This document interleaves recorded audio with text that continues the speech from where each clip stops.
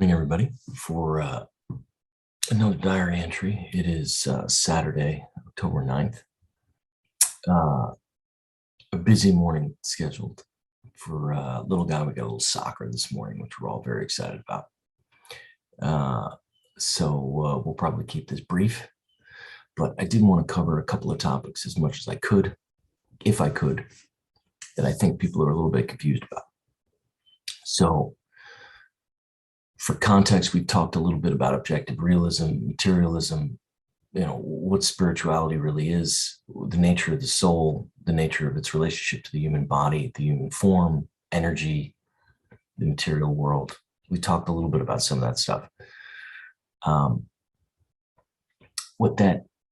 What I have sort of left out to this point is this sort of metaphysical infrastructure that we're creating, this edifice, right? That really falls out of the rest of these discussions. And this is sort of, it's like kind of a deductive, rational process from which you can gather the nature of the world that we live in, the physical world, and the world that governs it, so to speak. And what I've left out a little bit is that once you kind of establish what the edifice looks like, what you end up with is a much clearer delineation of how to behave and how to govern yourself in this world, because you understand how the machine works. This is why one of my books that I wrote last year, Homo Mysticus Ex Machina. If you understand how the system works, you can understand how to operate the machine so that it's optimized relative to the system and relative to its basic needs, right? As it relates to that, I want to go back to, and this is more of a metaphysical kind of, how does it function? How do things work? I want to go back to two very deep and ancient Eastern philosophical concepts: karma and dharma. And these are buried in the Indo-Aryan theo-philosophical traditions, but Vedanta, Hinduism, and Buddhism really originate out of that tree.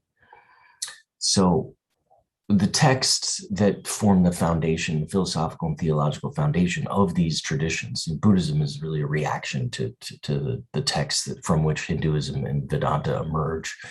But you have the Vedas, which are the hymns to the old gods, the god of fire, Indra, thunder. And then you have the Upanishads, which are a later development, more of a philosophical development, stories, parables, sitting at the seat of the master. There are 12 main Upanishads and 108 minor Upanishads. Those numbers are significant. And then you have the Bhagavad Gita and the Mahabharata, which are the epic poems, the Homeric type poems. And most of that literature comes from the first millennium BCE. The Vedas harken back to certainly something earlier. The tradition itself rests upon the notion that rishis, these ancient seers, revealed this information and passed it down. Okay. And from the seers, there were effectively scribes that wrote it down. And this pattern we actually see in most of the ancient traditions, that there were sort of godheads that passed down kind of ancient wisdom traditions into the hands of a select few that were tasked with conserving that knowledge. It's a very old story. And we see it in ancient Egypt. We see it in many places. I don't want to get too much into that, but Dolores Cannon actually gets into that quite a bit. And we'll probably cover that at some point, but I'm not going to go into that here. So you have these concepts of karma and dharma. What do they mean? So you start with this metaphysical idea that, you have a soul. Atman is what they call it. And ultimately, you realize that the individual soul, Atman, is indistinguishable from the world soul, which is Brahman. Okay. And this is the primary philosophical underpinning of Vedanta as a philosophical system, is that you are indistinguishable from the infinite. But having said that, and this is really, the Bhagavad Gita is really the best story about this, is you have Arjuna, who's on the battlefield, who has to fight his cousins in this massive warfare. And Krishna is his charioteer. Krishna won't pick a side, but he'll be a charioteer. And Arjuna picked him. And then the other side picked like all these other armies. Arjuna was like, I just want this guy. So he's driving a chariot into battle. And, Arjuna's like, I got to go kill all my cousins. What's going on? What is this world that I live in? And there's Krishna, there's this great picture where he opens his mouth and you can see the entire cosmos in his mouth. And he tells Arjuna, he says, yes, it's all God consciousness, but you must fight. He tells him, but you must fight, and you must fight with honor and dignity. You cannot get away from your karma. You cannot run away from it. This is not what they teach us. This is part of the ancient wisdom which has been lost. Everybody wants the spirituality and God consciousness and the bliss and the nirvana. Some guy yesterday, nirvikalpa samadhi. Does anybody want to deal with the problems at hand? Everybody's so quick to walk away, blame somebody else. Deal with your shit, man.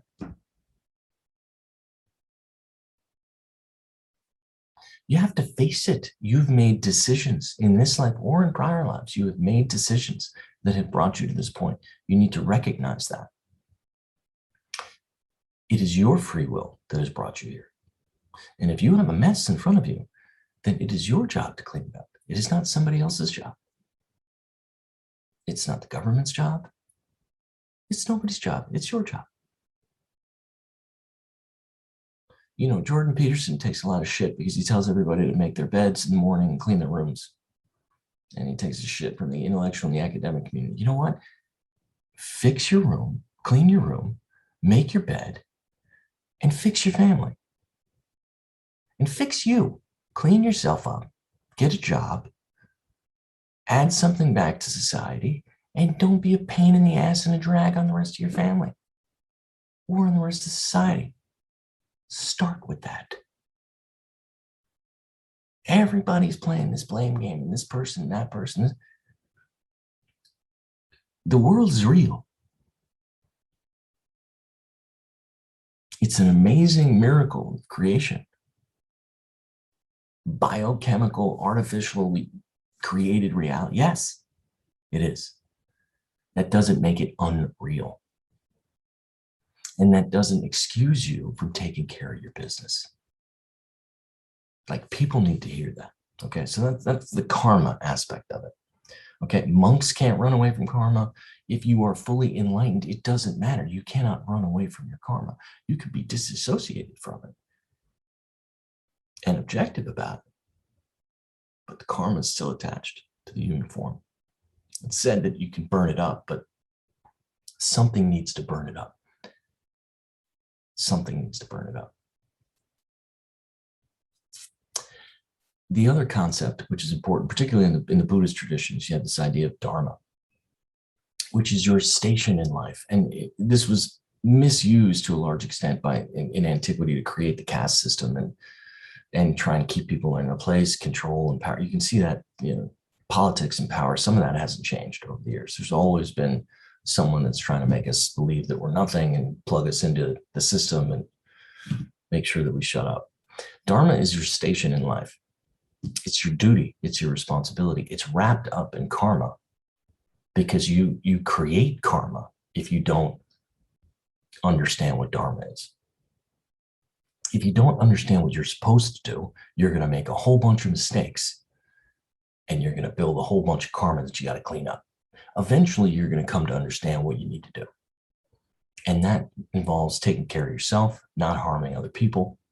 That includes taking care, if you can, taking care of others, your family, giving back to the community, whatever it is, all of those things.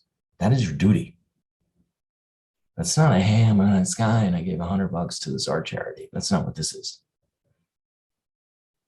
Your duty is not to be a drag on the rest of society, but also to contribute and give back, commensurate with what you can give back. Time, energy, whatever skills that you have. It's Dharma. We are an operating whole. You cannot remove yourself from the family structures and the social structures. Any imbalance with you is going to affect the rest. This is where metaphysics come in. It's all a big machine. So if you want your life to be a little bit easier, it's probably the wrong way to put it. If you want to create less trouble for yourself, it's probably the best way to put it. Recognize what your Dharma is, what your duty is, what your responsibilities are based upon the decisions that you've made, okay, in your life.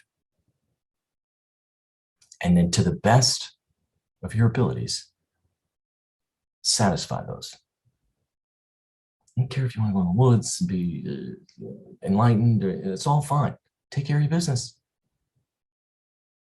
Spirituality is not an excuse to walk away from the world.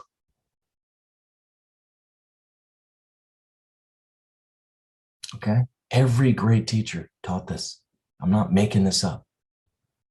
It's buried in the very foundation of not just Vedic religion, but Christianity, Judaism, right? Zoroastrianism, right? Taoism, the way. It's baked into all of them, and it's not a mistake. Everybody's telling you the same thing. Don't be an idiot.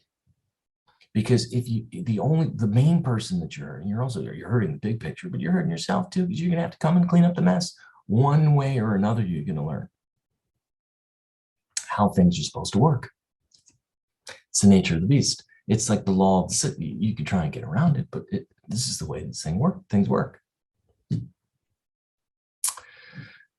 So, this is Vedanta in a nutshell, Bhagavad Gita, the Upanishads. And then Buddhism comes out of that. Buddha sort of rejects the Brahmin caste system and says, you know what? The Four Noble Truth, the nature of the world is suffering, and there's a way to relieve suffering. And the way is the middle way, and then he has the Eightfold Noble Path. He lays something out that is effectively non-denominational. It's actually non-religious.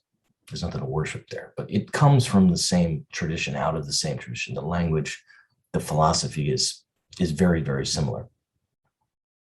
Buddhism then spreads to the East and integrates with Taoism. You get Zen Buddhism and all these interesting traditions out of the East that are very non-reductionist, holistic type traditions that are about balance and harmony more so than the West that is about sort of a reductive, kind of materialistic, substantial form, Aristotelian type framework, okay, which gets merged into Christianity and then becomes sort of a very materialistic, objective, realistic outlook on life, which we're currently trying to synthesize and fix effectively.